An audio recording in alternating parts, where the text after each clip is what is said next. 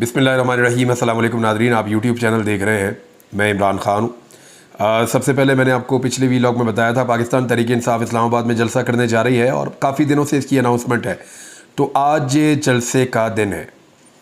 पाकिस्तान तहरीक इंसाफ ने जलसा करना है इस्लामाबाद में और ये तरनौल फाटक के ऊपर जलसा है।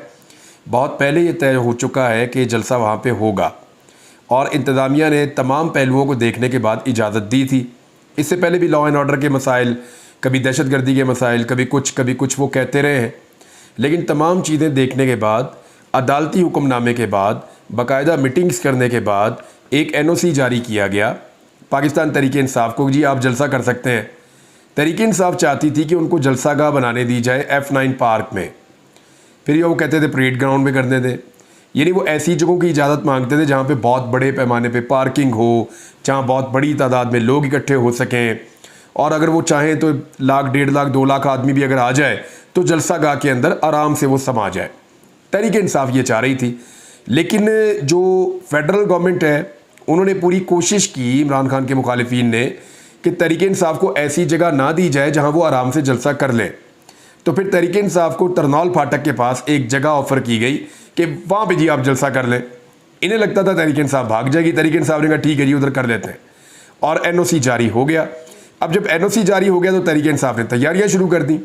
जब तैयारियां शुरू कर दी तो ग्राउंड रिपोर्ट्स बनती हैं इंटेलिजेंस की, यानी ये जो हुकूमत की अपनी पुलिस के सोर्स होते हैं, हुकूमत के पास जो है वो IB के सोर्स होते हैं, दीगर एजेंसीज़ के सोर्स होते हैं, फिर हुकूमत के पास स्पेशल ब्रांच के सोर्सेज होते हैं। मुख्तलिफ सोर्सेज से पता चला कि रावलपिंडी की तकरीबन जो है डिवीज़न में से बहुत बड़े पैमाने पे लोग तमाम सिटीज़ से आ रहे हैं। फिर ये पता चला कि खैबर पख्तूनख्वा की तरफ से भी लोग आ रहे हैं। फिर ये पता चला कि इस्लामाबाद जो है वो तो ऐसा लगता है पूरा उमड़ आएगा, एक माहौल बना हुआ है इस्लामाबाद में। तो इतने बड़े पैमाने पर अगर लोग निकल कर इस्लामाबाद में जमा हो जाते हैं तो तहरीक इंसाफ एक ऐसा मोमेंटम पकड़ लेगी जिसको फिर पंजाब में दाखिल होने से कोई भी नहीं रोक सकेगा। इसके बाद ये कहेंगे हमने जेलम में जलसा करना है, फिर ये कहेंगे हमने चकवाल में जलसा करना है, फिर ये आगे बढ़ेंगे, ये कहेंगे गुजरात में जलसा करना है, फिर ये और आगे बढ़ेंगे गुजरांवाला और लाहौर में चले जाएंगे, मुल्तान में चले जाएंगे, फैसलाबाद में चले जाएंगे। फैसलाबाद की तो सारी सीटें पाकिस्तान तहरीक इंसाफ बदतरीन धांधली के बावजूद राना सनाउल्लाह को भी फारिग कर गई वहाँ से, आबिद शेर अली को भी इलेक्शन हरा दिया वहाँ से। हालांकि फ़ारूक हबीब जैसे लोग छोड़ गए थे लेकिन फिर भी जीत गए। तो अब सारा दिन, आज जो कल का दिन था, सारा दिन जब इन्होंने असेसमेंट की तो फिर फैसला हुआ कि रात गए उखाड़ दिया जाएगा सब कुछ।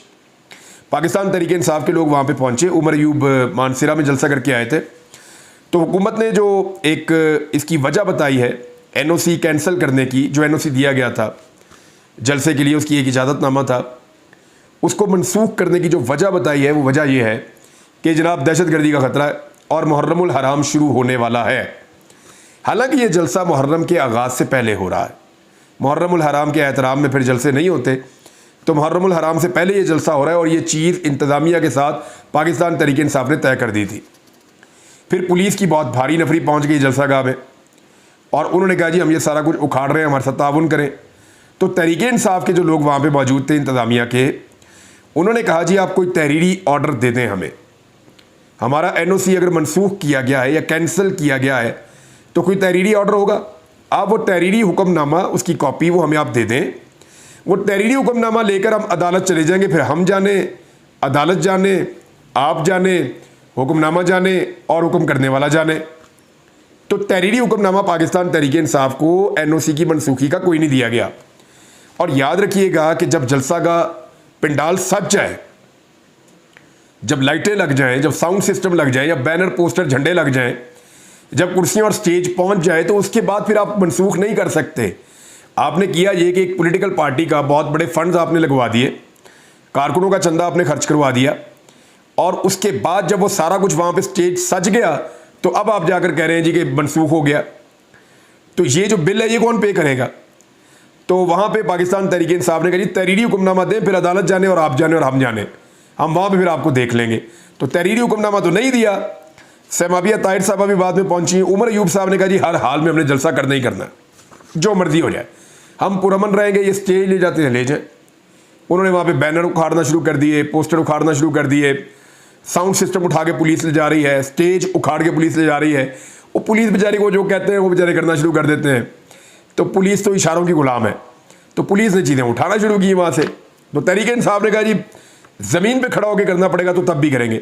वैसे मेरी इत्तला के मुताबिक तहरीक इंसाफ ने इससे पहले एक मीटिंग की थी और उन्हें आइडिया था कि उनके साथ ये होगा, तो उन्होंने मुतबादिल बंदोबस्त किए हुए हैं। वो इतने अच्छे तो नहीं है, लेकिन फिर भी तहरीक इंसाफ के पास मुतबादिल बंदोबस्त है। अभी जब मैं वीडियो रिकॉर्ड कर रहा हूँ तो अब तक तहरीक इंसाफ की एक बड़ी हंगामी मीटिंग चल रही है और वो जलसा करना चाहते हैं। और वो ये कह रहे हैं कि हर हाल में हम जलसा करेंगे, हम अपना जलसा कैंसिल नहीं करेंगे। ये तहरीक इंसाफ का कहना है। जितना मर्जी दबाव डालें, जो मर्जी करें, हम जलसा करेंगे। तो जो आखिरी इत्तलात आई उसमें यह हुआ कि कुछ कारकुनों को वहाँ पे गिरफ्तार भी किया जा रहा है।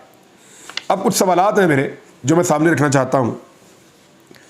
कोर कमांडर कॉन्फ्रेंस भी हुई है और हुकूमत ने ऑपरेशन अज़्म इस्तेहकाम के बारे में एक ऑल पार्टीज़ कॉन्फ्रेंस भी बुला रखी है और हुकूमत बड़ी संजीदा है पाकिस्तान के अंदर दहशतगर्दी के ख़िलाफ़ एक नया ऑपरेशन लॉन्च करने में। सवाल ये पैदा होता है कि स्वात में जलसा हुआ थोड़े दिन पहले, दहशतगर्दी का कोई ख़तरा नहीं था। खैबर पख्तूनख्वा जहाँ पे ये कहते हैं कि दहशतगर्दी के ख़िलाफ़ सबसे ज़्यादा ऑपरेशन करना पड़ेगा, तो उस खैबर पख्तूनख्वा में स्वात में जलसा हुआ। कल जो है वो मानसेरा में एक बहुत बड़ा जलसा हुआ। इतना बड़ा जलसा हुआ कि उसने दहशत फैला दी हुक्मरानों में कि भाई ये क्या कर दिया, अवाम इतनी बड़ी तादाद में निकल आई है। तो केपी में हर थोड़े दिन के बाद कोई जलसा, कोई इज्तिमा, कोई पॉलिटिकल एक्टिविटी होती है और कोई दहशतगर्दी का वाक़या नहीं हो रहा और वहाँ पे दहशतगर्दी का कोई ख़तरा भी नहीं है। इस्लामाबाद जहाँ पे ऑपरेशन नहीं होना, ऑपरेशन का फैसला होना है, वहाँ पे जलसा नहीं करने दे रहे। वहाँ ये कह रहे हैं जी दहशतगर्दी का ख़तरा है। पंजाब के अंदर कहते हैं जी दहशतगर्दी का ख़तरा है। कराची के अंदर कहते हैं जी दहशतगर्दी का ख़तरा है। तो ऑपरेशन करना खैबर पख्तूनख्वा में जहाँ पे जलसे जुलूस हो रहे हैं और दहशतगर्दी का कोई ख़तरा नहीं है, और पंजाब में, इस्लामाबाद में और सिंध में ऑपरेशन नहीं करना जहाँ पे दहशतगर्दी का ख़तरा बता के जलसे रोके जा रहे हैं। तो एक्चुअली मैं आपको बताता हूँ कि ये प्रॉब्लम दहशतगर्दी का नहीं है। असल जो दहशतगर्द है ना, जिसने तमाम हुक्मरानों में दहशत फैलाई हुई है, जिसने तमाम इक़्तिदार के ईवानों में दहशत फैलाई हुई है, वो अडियाला जेल में बंद है। उस दहशतगर्द की आवाज़, उसकी तस्वीर और उसकी बात, उससे ये खौफ खाते हैं। मेरे पास जो इतलात थी इस जलसे के हवाले से, अभी भी उनके पास प्लान बी मौजूद है पाकिस्तान तहरीक इंसाफ के पास। देखते हैं वो अपने प्लान बी पे अमल करते हैं या नहीं करते।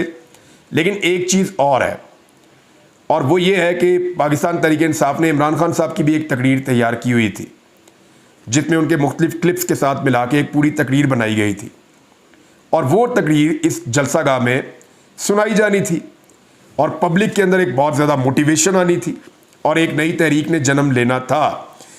फिर जिस तरह की बातचीत हुई मानसेरा के जलसे में, उससे भी एक खौफ फैला जितना वो तगड़ा जलसा था। तो उसके बाद ये अंदाज़ा किया गया इंतज़ामिया की जानिब से, रियासत और रियासती इदारों की जानिब से, कि अभी रोका जाए इनको, और रोकने की कोशिश की जा रही है। पहली मरतबा बड़ी देर के बाद पाकिस्तान तहरीक इंसाफ के झंडे और उसके कलर जो है वो इस्लामाबाद में नज़र आ रहे थे। अभी तक कोई तहरीरी ऑर्डर तो नहीं है, लेकिन क्या तहरीक इंसाफ रुकेगी? क्योंकि तहरीक इंसाफ का एक वाक़िफ़ है वो बड़ा क्लियर है। वो ये कहते हैं अगर हम जलसा नहीं करते, फ़र्ज़ करें, तो ये बाद में अदालत में जाके कहते हैं जी कि वो तो मकामी इंतज़ामिया ने थोड़ी कार्रवाई की थी और हम तो गए थे जी कि थोड़ा सा चीज़ों को ऐसे कर लें तो मैनेज कर लें, तो कारकुनों के साथ थोड़ा सा ये हो गया, हमने तो जलसे के मनसूखी के ऑर्डर ही कोई नहीं किए, हमने तो ऑर्डर दिए ही नहीं।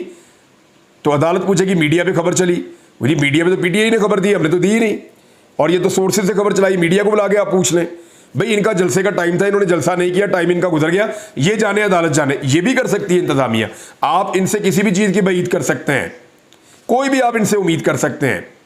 लिहाजा पाकिस्तान तहरीक इंसाफ को जब तक तहरीरी ऑर्डर नहीं मिल जाता उनके हाथ में और अदालत जाने का जवाब नहीं मिल जाता, तब तक वो किसी नतीजे पे नहीं पहुंचेंगे। तब तक वो यही फैसला करते रहेंगे कि हमने जलसा करना है और हम जाएंगे वहाँ पे, और जो प्लान बी है उसके मुताबिक अपने जलसे को आगे बढ़ाएंगे। अच्छा, एक तरफ ये कह रहे हैं कि दहशतगर्दी का खतरा है, दूसरी तरफ एक खबर इसके साथ जोड़ के आपको मैं देता हूँ। पाकिस्तान की तारीख में जो सबसे ज़्यादा रीलॉन्च हुआ है ना सियासतदान, जिसको बार बार उसकी एंट्री डाली जाती है, बार बार रीलॉन्च किया जाता है, उनका नाम है मोहम्मद नवाज शरीफ। नवाज शरीफ साहब को एक मरतबा फिर लॉन्चिंग पैड पे बिठाया जा रहा है, फिर उनको एक दफ़ा लॉन्च किया जा रहा है। यानी वो लॉन्चर ही ख़राब हो गया जिसमें डाल के मियाँ साहब को लॉन्च करते हैं हर दफ़ा। ये इतनी दफ़ा मियाँ साहब को लॉन्च किया है, इतनी दफ़ा लॉन्च किया है कि अब लोगों को मज़ा ही नहीं आता। अब मियाँ नवाज शरीफ साहब को, यानी बेचारे साफ़ ही जाते हैं, पूछते हैं मियाँ साहब तुम कुछ कर नहीं रहे, वो आगे से कहते हैं मियाँ साहब री-लॉन्च हो रहे हैं। अब एक दफ़ा और लॉन्चिंग की तारीख दी गई है कि मुहर्रमुल हराम के बाद मियाँ नवाज शरीफ साहब दोबारा से लॉन्च होंगे और सियासी सरगर्मियाँ शुरू करेंगे और जलसे शुरू होंगे। उनका शेड्यूल दिया जाएगा, पहले पंजाब में, फिर गिलगित में, फिर कश्मीर में ये जाएंगे और जलसे करेंगे और तंजीम साजियाँ करेंगे। तो मामला ये है कि मियाँ नवाज शरीफ साहब के लिए कोई दहशतगर्दी का ख़तरा नहीं है, यानी ये जो चाहें करें इस मुल्क के अंदर। तो सिस्टम का जो असल लाडला है ना वो मियाँ नवाज शरीफ है। लेकिन मियाँ नवाज शरीफ जब आपके पास आएंगे, आपके इलाके में, चाहे वो कश्मीर में आए, चाहे वो खैबर पख्तूनख्वा, पूरा मुल्क उनका है, जहाँ मर्जी जाए, पाकिस्तानी शहरी हैं वो मियाँ साहब। अब वो उस लेवल के लीडर तो रहे नहीं, उनका मुकाबला चाहत फ़तेह अली खान के साथ लोग कर रहे हैं आजकल। हालांकि चाहत फ़तेह अली खान को लोग ज़्यादा देख रहे हैं सोशल मीडिया पे, मियाँ साहब को कम देख रहे हैं। लेकिन मियाँ साहब जब आपके पास आए तो मरीम नवाज ने एक मशवरा दिया था, वो मशवरा मैं आपके सामने रख देता हूँ। मरीम नवाज ने कहा था कि जब ये आए आपके पास तो आपने बिजली का बिल इनके हाथ में थमा देना है।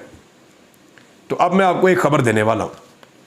आपको याद है मरीम नवाज ने, बिलावल ने, इन सारों ने गले फाड़ फाड़ के कहा था इलेक्शन से पहले कैंपेन में कि 300 यूनिट तक जो बिजली इस्तेमाल करेगा पाकिस्तान पूरे के अंदर, उसकी बिजली का बिल मुफ्त। पूरे पाकिस्तान में जो 300 यूनिट तक बिजली इस्तेमाल करेगा उसका बिजली का यूनिट फ्री ऑफ कॉस्ट मुफ्त कर देंगे हम। ये बिलावल जरदारी ने और मरीम नवाज ने कहा था। लेकिन IMF के कहने के ऊपर ये हर 5वें दिन, हर हफ्ते बिजली की कीमत मजीद बढ़ा देते हैं।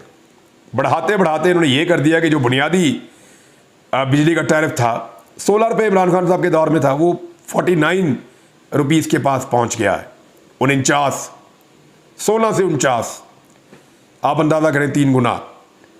अच्छा, ये जो गरीब आदमी है ना, जिसके बारे में ये कहते थे कि 100 यूनिट वाले को तो 200 यूनिट वाले को और 300 यूनिट वाले को मुफ्त है, अब ज़रा गरीब आदमी की इन्होंने कैसे कमर तोड़ी है। जिसको मुफ्त बिजली देनी थी मैं इनका पोल खोलने लगा हूँ, जो इन्होंने गंदी और घटिया हरकत की है। ये मैं आम आदमी की बात कर रहा हूँ जिसके घर में एक बल्ब जलता है, उसकी बात कर रहा हूँ जो जब पंखा चलाता है तो अपना बल्ब पहले बंद करता है कि मैं बल्ब बंद कर दूं, पंखा चला लूं, थोड़ी हवा ले लूं, फिर वो देखता है बाहर हवा चल रही है, मैं चारपाई उठा के बाहर डाल दूं, बाहर हम सो जाते हैं, बारिश होगी तो अंदर आके पंखा चला दिया। वो बिजली को बेचारा मैनेज कर करके अपना बिल कम करने की कोशिश करता है। ये वो सार्फिन है जो 100, 200, 300 यूनिट के अंदर अंदर रहते हैं। अब उनके लिए इन्होंने, उनकी पीठ में इन्होंने खंजर घोंपा है। ये वो लोग हैं जो सबसे ज़्यादा वोट डालते हैं। ये वो पाकिस्तान की क्लास है बेचारी, जिसको इन्होंने झूठे वादे किए, जिसको इन्होंने कहा जी हम आपके बिल ही मुफ्त कर देंगे। अब इन्होंने क्या किया, जो बंदा 1 यूनिट से लेके 100 यूनिट तक बिजली इस्तेमाल करेगा उसका बिल बढ़ा दिया 51% मजीद। पहले जो बढ़ाते रहे वो अलग है, 51% मजीद बढ़ा दिया 100 यूनिट वाले का। कितना जुल्म है। जो 200 यूनिट तक इस्तेमाल करेगा उसका 41% बढ़ा दिया, जो 300 यूनिट इस्तेमाल करेगा उसका 26% बढ़ा दिया, और जो लोग 400 यूनिट तक इस्तेमाल करेंगे उनका 22% बढ़ा दिया, और फिर जो अमीर लोग हैं जो ज़्यादा बिजली इस्तेमाल करते हैं उनका 17% इजाफा कर दिया। ये मज़ीद इजाफा है, जो इससे पहले इजाफे हुए हैं वो अलग है। और जो फिक्स्ड चार्जेस हैं, जो फिक्स चार्जेस हैं वो आपको देने ही होते हैं बिल के अंदर, वो भी बढ़ा दिए, टैक्सेस भी बढ़ा दिए। आम आदमी की कमर तोड़ के रख दी इन्होंने। ऐसी बेशरम हुकूमत जिसने ऐसी गलीज हरकतें की है अवाम के साथ, यानी आप अवाम के वोटों से नहीं आए, ये अवाम को भी पता है। अब आप अवाम से बदला तो ना लें, लोगों ने आपको वोट नहीं डाले, आप किसी और तरीके से इक़्तिदार में आकर बैठ गए, अब आप लोगों से बदला लेंगे कि उन्होंने आपको वोट नहीं डाले। तो मेरे ख्याल में पब्लिक का मैंडेट जिनके पास है, ये हुकूमत उनको मिलेगी तो वो पब्लिक का एहसास करेंगे, अदरवाइज पब्लिक का एहसास इस हुकूमत के पास तो नहीं है। तो अच्छी बात यह है कि नवाज शरीफ साहब निकल के आ रहे हैं मुख्तलिफ जगहों पे, तो आपसे सिर्फ ये गुजारिश है कि बिजली का बिल मियाँ साहब के हाथ में थमा दीजिएगा। जब भी आए, जहाँ भी आए, मियाँ साहब के हाथ में आपने बिजली का बिल देना है कि मियाँ साहब बिल पे करो जाके। आपने बेड़ा गर्क कर दिया हमारे घरों की इकॉनमी का, यानी लोगों को 50-50, 60-60 हज़ार बिल उन लोगों को आ रहा है जिनको 5,000-7 हज़ार बिल आता था। जिन बेचारों को 5-7 हज़ार बिल आता था वो 20 हज़ार से ऊपर ही आ रहा है उनको। जिनको 10 हज़ार के करीब आता था वो 50-50 हज़ार बिल भी उनको आ रहे हैं। बेड़ा गर्क करके रख दिया आम आदमी की मईशत का।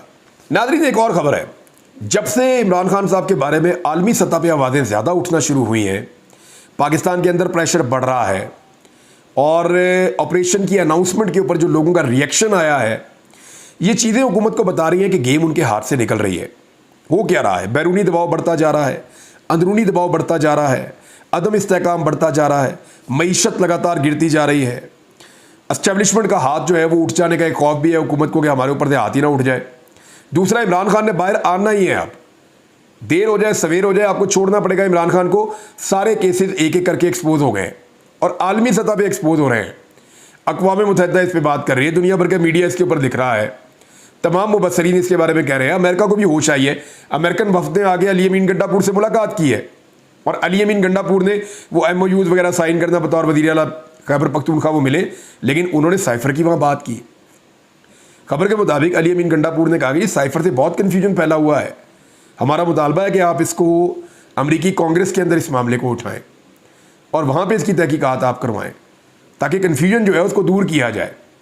साइफर वाला मामला अली अमीन गंडापुर ने अमरीकी वफद के सामने उठाया, साथ ही उन्होंने बहुत सारी चीज़ों का तबादला ख्याल भी किया।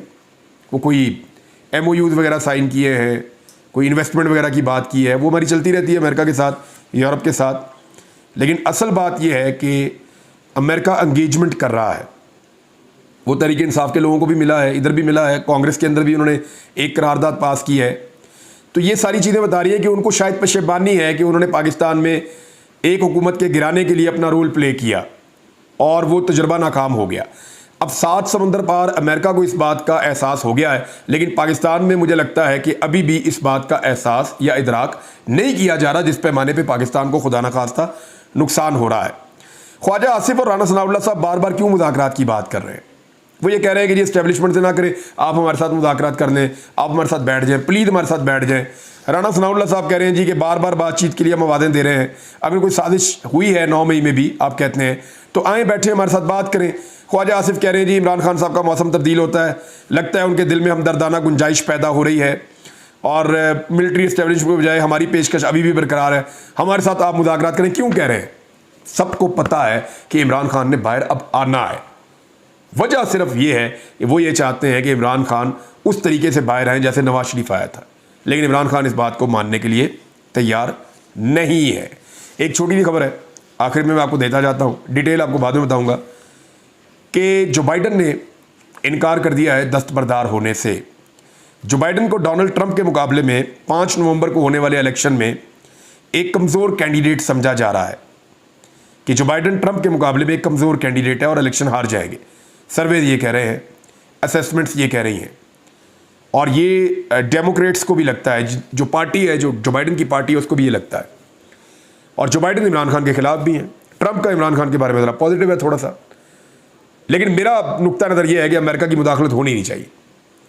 तो अब जो है वो जो बाइडन ने दस्तबरदार होने से इनकार कर दिया, उसके रीज़न्स हैं, आपको बाद में अगले वीलॉग में बताऊंगा। अब तक के लिए इतना ही। अपना ख्याल रखिएगा, अपने इस चैनल का भी।